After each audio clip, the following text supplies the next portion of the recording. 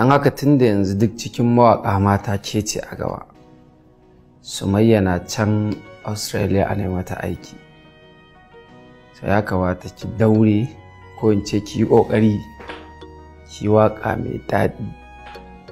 Insha Allah zan yi waƙar da ko Sumayya ba za ta yi irinsa ba.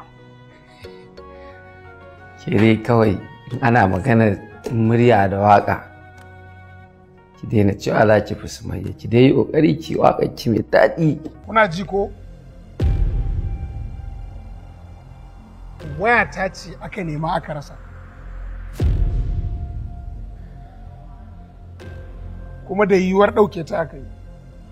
Za mu caje ku ɗaya bayan ɗaya duk wanda muka samu wayan nan a wajensa, ma'ana shi ya saci wayan nan. Sai ya gwammace wasa ba ta haife shi ba. Gaskiya ne ba. Wata da ya tuni ke.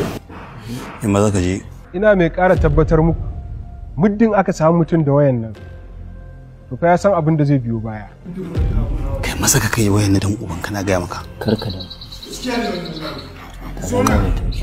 Kai ku zo mana. Ana muku magana. Ai fa sai dai mu yi wa Allah godiya domin Sumayya tana ta ƙara samun sauƙi. Kai amma na ji mutuƙar farin ciki da aka yi aikin nan. Aka yi shi lafiya. Wallahi ni har na ƙagara ma ina so in ji maganar ta. Za ku ta iya magana? Umma ba na ce za ta iya magana ba, saboda har yanzu akwai sauran filasta a jikinta, sannan wayannan likitocin sun gindaya mana sharuɗoɗi, sun ce a batta ta ɗan huta kafin ta fara magana. To, ai shi kenan, Allah ya bata lafiya cikin gaggawa. Ahun umma, kin ga irin karrama wanda mahaifin Firisdo ya sa aka yi mana a ƙasar nan kuwa? Daddy. Yes. Sumayya ta samu lafiya.